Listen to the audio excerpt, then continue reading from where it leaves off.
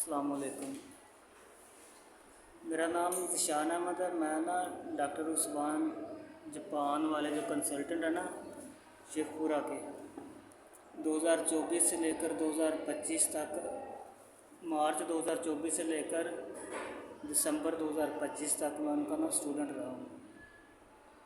तकरीबन पौने 2 साल मैंने ना उनसे जापानीज़ लैंग्वेज की अकेडमी पढ़ी और मेरा ना वीज़ा नहीं था लगा। वीडियो बनाने का मकसद सिर्फ ये है कि कुछ दोस्त होते हैं हमारे, हम जैसे जो कि मिडिल क्लास फैमिली से तल्लुक़ रखते हैं, ताकि उनको थोड़ी अवेयरनेस मिल जाए कि यार किस तरह ये ना इनके स्कैम वगैरह होते हैं। हमारे साथ समझे स्कैम ही हुआ था, ठीक है ना। पौने 2 साल हमने अकेडमी पढ़ी, लेकिन अकेडमी पढ़ने के बाद हमारा कोई वीज़ा नहीं। तकरीबन मेरे साथ मेरा एक कज़न था, हम 7-8 लड़के थे जिनका ना कोई मतलब रिस्पॉन्स नहीं आया। जो भी बात कहूँगा मैंने ये वीडियो बनाकर इस ग्रुप में सेंड कर दिया ताकि डॉक्टर साहब खुद भी देखेंगे, डॉक्टर उस्मान अमार सर अमार हैं उनके भाई, वो भी देखेंगे, सर उमर हैं जो जापान वाले जो जापानीज़ लैंग्वेज का कोर्स, ये तीनों टीचरों से मैं पढ़ा हूँ। सर अजीम है जो गुजरांवाला के हैं, उनसे भी पढ़ा तो हूँ मैं, लेकिन ना वो गुजरांवाला अकेडमी में ज़्यादातर पढ़ाते हैं। मैं शेखपुरा का बेसिकली रहायशी हूँ, तो इधर से मैंने ना की थी जापानीज़ लैंग्वेज। एमएससी करने के बाद मुझे किसी ने मशवरा दिया कि यार जापान का कोर्स करवा रहे हैं तो डॉक्टर साहब के पास चले जाएं, आपको 6 से 7 माह के अंदर अंदर वो जापान भेज देते हैं। हमने बात की, डॉक्टर साहब ने कहा कि 12.5 लाख येन फ़ीस है। हमने कहा ठीक है सर, हम वो फ़ीस देते हैं। 12.5 लाख येन। उन्होंने कहा जी इंटरव्यू होगा 2 से 3 माह के बाद, हम आपका इंटरव्यू करवाएंगे। हीरा काना लैंग्वेज बेसिक होती है, खाता काना होती है, कांजियाँ वगैरह, वो सारी हमने की। इंटरव्यू दिया, इंटरव्यू ठीक दिया, लेकिन इन्होंने कह दिया कि नहीं जी कॉन्फिडेंस लेवल लो था, तो आपका इंटरव्यू रिजेक्ट हो गया। हमने कहा ठीक है सर, अगले इंटरव्यू की तैयारी करते हैं। फिर इन्होंने ना हमें कहा कि भी आप इंटरव्यू के बगैर एडमिशन करवा लो, तो 12.5 लाख की बजाय 14 लाख येन आपको देने पड़ेंगे, पाकिस्तानी 28 लाख रुपया बनता है। तो हमने कहा सर, हमें साल से ऊपर हो गया था, हम सोच रहे थे कि इंटरव्यू हो, हमारा वीज़ा लगे तो हम भी निकलें इधर से। तो इन्होंने हमें 28 लाख वाले में एडमिशन करवाया। एडमिशन करवा के कह दिया कि आपका एडमिशन हो गया है। हमें डॉक्यूमेंट सारे रेडी करवाए। डॉक्यूमेंट रेडी करवाने के बाद हमने ना इनको सारी अपनी चीज़ें पूरी करके दे दी। उसके बाद इन्होंने कहा कि जी आपका वीज़ा आ जाएगा, एलिजिबिलिटी आ जाएगी 3 से 4 माह के अंदर। 3 से 4 माह के अंदर एलिजिबिलिटी आ जाएगी।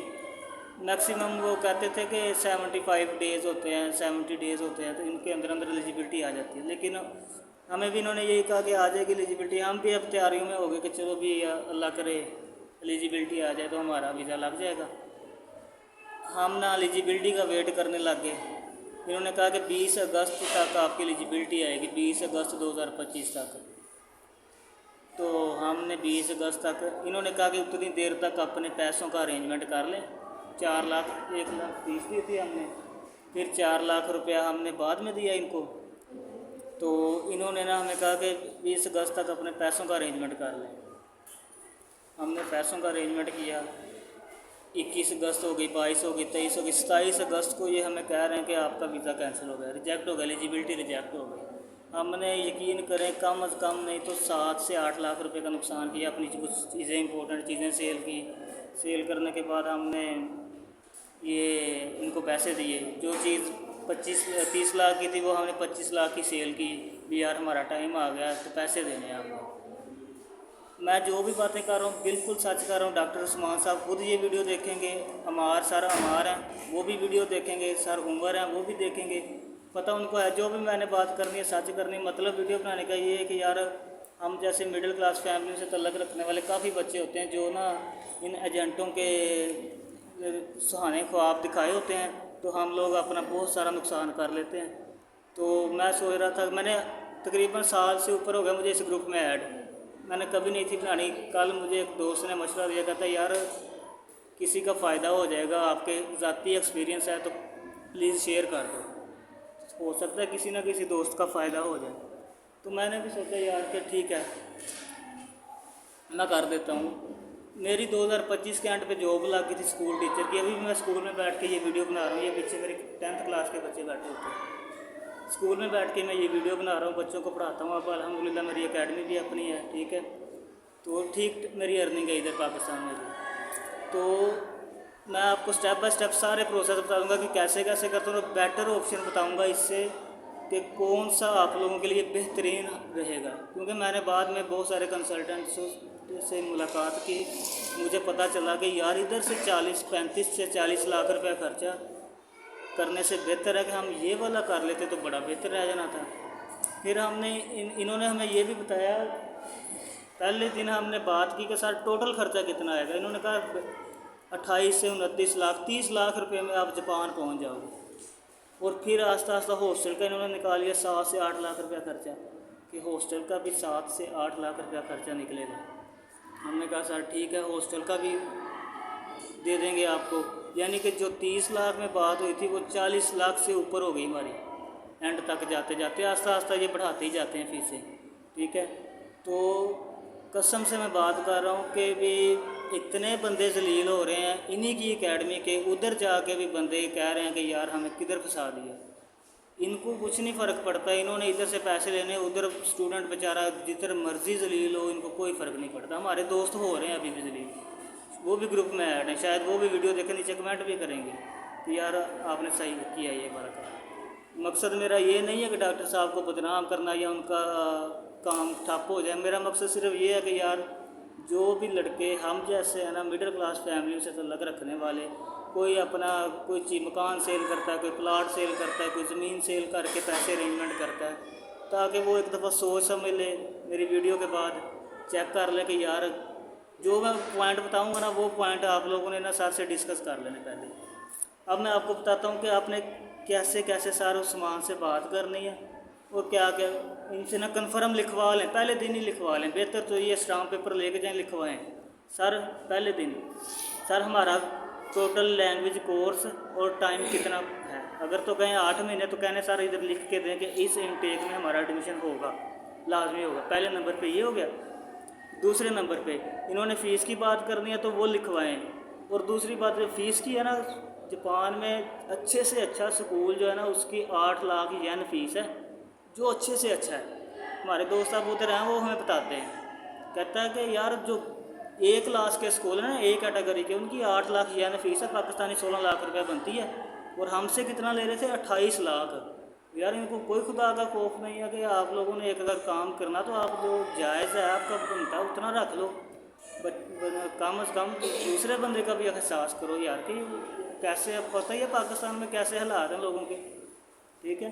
तो 8 लाख येन की बजाय ये 14 लाख येन हमसे ले रहे थे फ़ीस के। अब आप हिसाब लगाएं कि फ़ीस में इन्होंने 12 लाख रुपए का मार्जिन रखा हुआ है सिर्फ फ़ीस में, जो हमने फ़ीस इनको पे करनी है। पहली बात मैंने आपको बताई कि पहले दिन ही स्टाम्प करें कि सर इतनी देर में आपका हमारा वीज़ा आएगा, उससे ज़्यादा नहीं हमने टाइम देना। अगर हुआ ना हुआ तो हमने आपकी जो फ़ीस पे करनी है वो डबल ले लेनी है आपसे, ऐसा पहले दिन ही लिखवाएं। दूसरे नंबर पे आप लोगों ने फ़ीस का कन्फर्म करना कि सर हमने इंटरव्यू वाले स्कूल में जाना है, इंटरव्यू देना है, वो क्लियर इन्होंने नहीं करवाना होता है, इनका राब्ते होते हैं स्कूल में। ऐसे ही एक सीट होती है तो 5 बंदों का इंटरव्यू दिलवा देते हैं, जो लड़का होता है कुछ रेफरेंस वाला उसको कहते हैं चल भी तू क्लियर है, बाकी कहते हैं चल भी तुम लोगों का नहीं। एक सीट पे 5 बंदों का इंटरव्यू दिलवा देते हैं, ठीक है। तो दूसरी बात आप लोगों ने कहना सर इंटरव्यू देना है तो आप लोगों ने क्लियर करवाना है। हमारी इनटेक 8 महीने का आपने टाइम दिया तो हमने 8 महीने के अंदर अंदर ही करना, आगे नहीं हमने जाना, ठीक है। तीसरी बात पहले दिन ही इनसे पूछें कि सर हॉस्टल का क्या सीन है, हॉस्टल का कितना खर्चा आता है। पहले हॉस्टल का तो बताते नहीं, बाद में 8-9 लाख रुपया हॉस्टल का 6 माह का ले लेते हैं कि 6 माह का हॉस्टल देंगे हम आपको, और 8 से 9 लाख रुपया उस हॉस्टल का ले लेते हैं, ठीक है। हमारे साथ सारा जो हमारे साथ हुआ है वो मैं आपको बता रहा हूँ, और इसमें कोई भी गलत बयानी नहीं करूँगा मैं। डॉक्टर साहब खुद मेरी वीडियो देख लें, वो टीचर हैं, रिस्पेक्ट करता हूँ, लेकिन मेरा मकसद मैंने पहले भी आप लोगों को बताया कि सिर्फ वही है कि किसी का भला हो जाए, क्योंकि मिडिल क्लास फैमिलियों से बंदे तल्लुक़ रखते हैं तो भला हो जाए। तीसरी बात है इन्होंने आप लोगों को जो भी करवाना होता है ना कोर्स वगैरह, यानी कि स्कूल वालों से इनकी डील डन होती है कि इतने बच्चे हमने इस स्कूल को देने हैं। और खुदा के लिए जो मेन शहर हैं उनमें करवाइएगा। जो एक हमारा दोस्त है वो थोड़ा दूर था टोक्यो से, तो कसम से उसने कहा कि 5-6 महीने मैंने घर से खर्चा मंगवाया, अब जाके मैं सिर्फ इतना कमाता हूँ कि मेरा घर का खर्चा पूरा हो जाए। और डॉक्टर साहब से अगर रब्ता भी करूँ तो ये कुछ नहीं करते। ठीक है, हमारा वीज़ा रिजेक्ट होता है तो हमें इन्होंने कह दिया कि जी हम आपको देंगे वर्क वीज़ा। और वर्क वीज़ा के हालात का जब हमने पता किया तो इन्होंने हमें कहा कि 55 लाख रुपया दें तो वर्क वीज़ा आपको मिल जाएगा। वीडियो थोड़ी सी लंबी हो जाएगी, खुदा के लिए सुन लीजिएगा। ठीक है, एक ही वीडियो बनाऊंगा और वो आप लोगों को शेयर कर दूंगा, क्योंकि हो सकता है उस वीडियो के बाद मुझे ग्रुप से रिमूव कर दिया जाए। ठीक है, तो इन्होंने कहा कि वर्क वीज़ा आपको देंगे 55 लाख रुपये का। 55 लाख का वर्क वीज़ा, लेकिन काम क्या होगा उधर? सिक्योरिटी का काम होगा। एमएससी हमारी तलीम थी, एमएससी मैथ्स में मैंने की हुई है। तो उन्होंने कहा कि आपको सिक्योरिटी का काम मिलेगा 8 घंटे और 4 से 5 लाख रुपया सैलरी होगी, 6 लाख भी हो सकती है। और उधर फिर टैक्स इन्होंने टैक्स की बात नहीं की कि टैक्स कितना होता है। वो लड़के से बात पूछी तो उसने कहा कम से कम 2 से 2.5 लाख रुपया उसमें से टैक्स निकल जाना, आपका खर्चा निकल जाना है। ठीक है, आज जाके आपको बचना क्या है? सिर्फ वही जो 1 लाख 1.25 लाख रुपया आप बचाओगे। जो हमारे दोस्त उधर हैं जो सिक्योरिटी का काम करते हैं उन्होंने बताया, उन्होंने कभी भी ये वीज़ा नहीं लेना इनसे। और फिर जिस कंपनी में आपने सिक्योरिटी का वीज़ा, इन्होंने वर्क वीज़ा दे देना है ना, उसके अलावा किसी कंपनी में काम नहीं कर सकते आप लोग, उसी कंपनी में काम करना है, ये भी ये नहीं बताते। ठीक है, और फिर ये हमें सारी बातें दूसरे दोस्तों से पता चली हैं जो कि जापान में बैठे हुए हैं इस वक्त, काम वो उधर कर रहे हैं। कुछ लोग ठीक हैं, ज़्यादातर जो है ना बेचारे कहते हैं कि यार जापान से बेहतर ऑप्शन बहुत सारे हैं, तो खुदा के लिए उधर को मूव करें, इधर कोई फ्यूचर नहीं। ठीक है, तो फिर इन्होंने कहा कि जी वर्क वीज़ा। हमने कहा सर हमने वर्क वीज़ा नहीं लेना, 55 लाख रुपया हम साल अगर पूरा काम भी करें और साल का वर्क वीज़ा देते हैं कि साल के बाद एक्सटेंड हो जाएगा, चांसेस हैं। और साल में हमारे 55 लाख नहीं पूरा होता, अगर जितना मर्ज़ी उधर जाके काम करें तो 55 लाख रुपया साल में पूरा नहीं होता। तो इन्होंने हमें ये कह दिया। उसके बाद हमने जब वर्क वीज़े से इनकार किया तो इन्होंने हमें कहा कि बेटा आप लोगों को साउथ कोरिया का वीज़ा देते हैं 40 लाख रुपए में स्टडी वीज़ा। साउथ कोरिया बहुत अच्छा है, जापान कुछ भी नहीं है। पहले जापान की तारीफ़ें थी, फिर साउथ कोरिया की तारीफ़ें शुरू हो गई। ठीक है, और साउथ कोरिया का वीज़ा दिया 40 लाख रुपए में। जी टोफल कर लो, टोफल लैंग्वेज कोर्स होता है, या आइट्स किसी ने किया हो तो वो चलेगा। टोफल ईजी है, 2 लाख रुपया उसका देंगे तो 40 लाख में साउथ कोरिया। और खुदा की कसम अब साउथ कोरिया का अभी भी टोटल खर्चा साउथ कोरिया का, एक कंसल्टेंट है मेरे पास वो 15 लाख रुपए में वीज़ा दे रहा है, स्टडी वीज़ा। और एक हमारे फ़रुखाबाद शेखपुरा के साथ ही फ़रुखाबाद है, हमारे टीचर हैं, वो दे रहे हैं सिर्फ 25 लाख रुपए में, 25 से 26 लाख रुपए में। और इनका रेट क्या था? 40 लाख रुपये।